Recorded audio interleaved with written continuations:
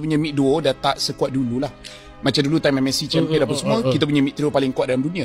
Sekarang mid trio kita is like still kuat, tapi nak bandingkan King Kong, Brusco dengan Skullface tu, itu gila tu. Pada aku dorang kalah memang sebab mekanik. Ada satu dua draft yang aku rasa can be a little bit better, tapi mostly they just mechanics. Untuk SPS ni, yang benda yang paling pelik pada aku, SRG, walaupun dorang in terms of kill, in terms of in terms of kill lah, in terms of kill, in terms of dapat turtle apa semua nampak sama rata dengan tim sebelah. Tapi tim sebelah punya ghost test lagi tinggi. Yeah, which means that tim sebelah dorang dapat kacau jungle punya farm. And then you know, itu juga menunjukkan yang kita punya mid duo dah tak sekuat dulu lah. Macam dulu time MSC champion apa semua, kita punya mid trio paling kuat dalam dunia.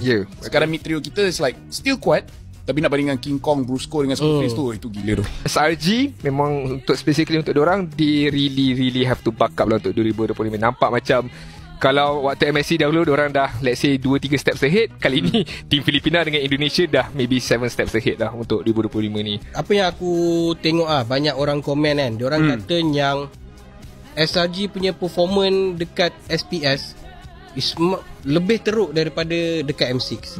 Itu apa yang diorang aku tengok apa yang diorang cakap selalu dekat group apa semua. Kau rasa memang betul ke apa yang netizen kata, memang SRG dekat SPS memang lebih teruk daripada dekat M6 ke macam ni? I would say nak kata teruk in terms of comparison dengan M6 tak juga. Sebab bagi aku dua kemenangan yang diorang dapat dekat group stage waktu dekat Johor tu is a convincing win. Diorang menang 2-0. Aku bukan nak kata membantai, tapi that is the traditional playstyle of Selangor Red Giants yang memang kita tahu mungkin awal-awal perlahan sikit, dan mid game diorang akan pegang and end the game immediately lah untuk dua game pertama diorang.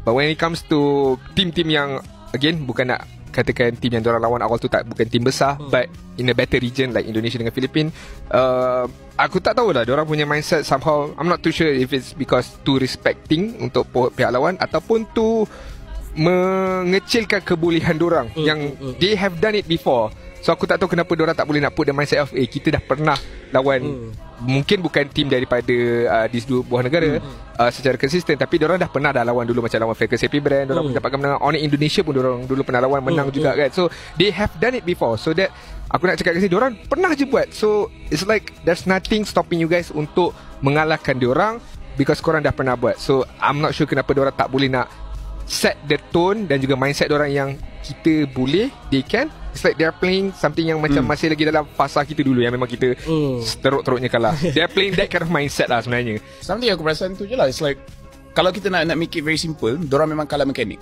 Diorang memang kalah mekanik gila. Because kalau kita tengok, diorang punya playstyle more or less the same. Diorang bila dah masuk mid game, antara tim paling kuat dalam dunia. Tapi sekarang orang dah start boleh lawan. Orang dah start boleh lawan sebab diorang tutup Stormy dengan Yums. Dua ni macam biasa-biasa je, yang lain pun macam biasa-biasa. Sebab kalau perasan pun dekat SPS, ini yang sakit lah, tapi macam diorang banyak ambil team fight. Kalau berapa bulan lepas diorang confirm menang team fight tu. Kan even masa MSC, team fight yang gila diorang menang. Tapi sekarang diorang kena savage. Diorang yang pula diorang kena savage kan, kali savage lah tu, kali white out lah tu. So macam pada aku it's just macam aku rasa diorang pun shock, diorang pun macam terkejut. Macam diorang selama ni menang sebab memang mekanik diorang memang gila. Orang lain nak challenge mekanik Stormy tak boleh, nak challenge mekanik Yums tak boleh. Masa zaman Skies pakai Link apa semua, nak lawan mekanik dia punya Link tu memang susah. And sekarang bila dah meta hero tukar sedikit, so mungkin bukan hero diorang. Sebab diorang pun ada kata pasal phone tu kan. Yang phone tu is like, it's not like a big reason kenapa tak perform, tapi aku boleh see it lah as a reason. Tapi memang pada aku diorang kalah memang sebab mekanik. Ada satu dua draft yang aku rasa can be a little bit better, tapi mostly they just mechanic. So aku rasa untuk diorang dapatkan balik tu just main rank banyak kali, and then you know slowly dah okay lah.